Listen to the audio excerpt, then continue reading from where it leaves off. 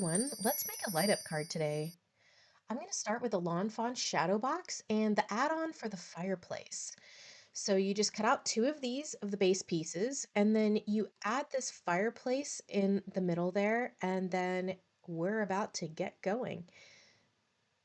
So I saw an example that was actually done by Chibitronics and I thought it would be fun and a little more flexible to use the easy lights from Pear Blossom Press.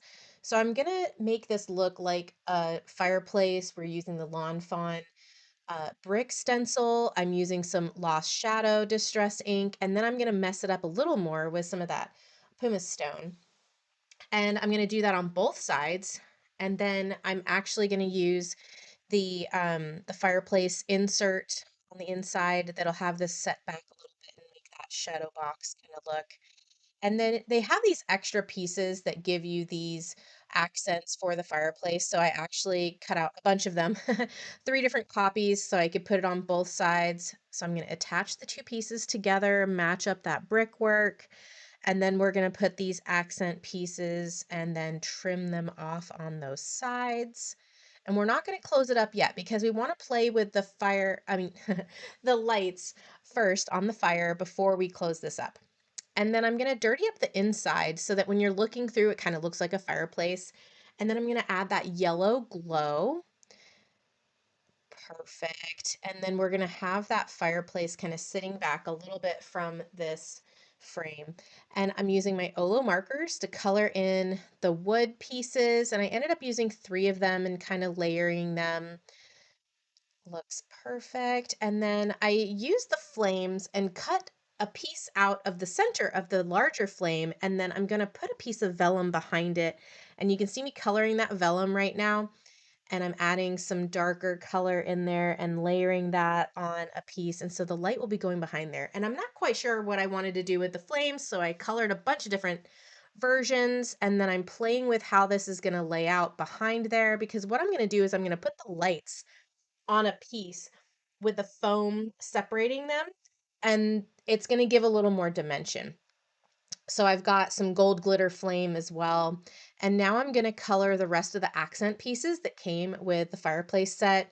There's some garland, there's some uh, stockings, and then you can put little bows on the garland. They can also go on the stockings. They also have, there's some holly, there's some candy canes. I don't know why I couldn't think of what they were called. And it's super easy just to color them red and then layer them on. And you don't have to color these. I just never know what color I want. And so you could also actually just cut them out with colored paper as well. But I like cutting all mine out in white and then I can decide as I go what colors. So now I'm just decorating the front of that hearth there.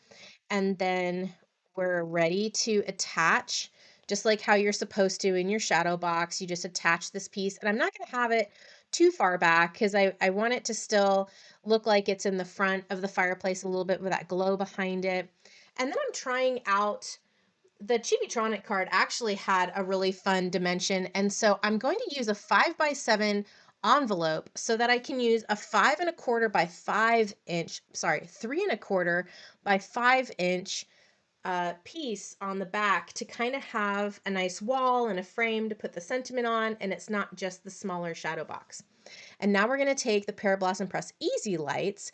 And what I want to do is I'm using a small hole punch where I can feed the lights through the back, and they kind of come around the side there and come up the back of this insert piece and onto the flames itself. So that's what's different from the Chibitronics card. The Chibitronics had to have the lights on the back and actually come through the back of the card. And with the Easy Lights, you can actually feed the lights and actually have them come through and be on the flames themselves. So I'm really excited to see how this comes out. So I'm taping two to the back piece that I'm going to separate by foam tape, and be really careful whenever you have scissors around your wires. Do not cut the wires. Ask me how I know. And then I'm going to attach, because I've used some tape, I've got some double-sided thin tape that's going to attach them together. And oh, look, this is the first time I've had a card actually come out how I was imagining it. So the flames look so realistic. So I'm going to tape down that wire. and then guide it along the side. And then what you want to do here is you don't want to attach it until you have folded the card flat. Then you can see that the wires aren't going to get pulled. And then as soon as I'm sure of that, I taped it up onto the back of the card. And then I'm going to tape the whole piece together. And now I'm going to decorate that back piece and figure out where the button's going to go. So you saw me check and make sure that my wire will actually go where I can put the push button on the top. And then I'm adding another one of those decorative pieces so that it kind of looks like the trim on the ceiling. And then I forgot to actually put the hole through the back. So luckily we're going to be covering this up since we're going to be hiding the button anyway. So I just cut a little slit for the wires to slide up. And then I'm going to glue this down. And now it's going to look like there's wallpaper behind my fireplace. And then I'm marking where the button needs to be so I can position this right. And I put the glue dots on my metal piece here for my button and get that positioned perfectly. Tape down the tape. And then I'm going to use these spellbinders. This is the Christmas greetings dies, and I thought this was fun to have warm wishes. And then I'm just adding a little bit of flair with the other pieces from this set for the holly, and then double-sided tape and cover it. And now we have this awesome box card, and it fits in a 5x7 envelope. Super fun. I hope you enjoy this and hope you're inspired to make a light up card today. Hope to see you next time. Bye.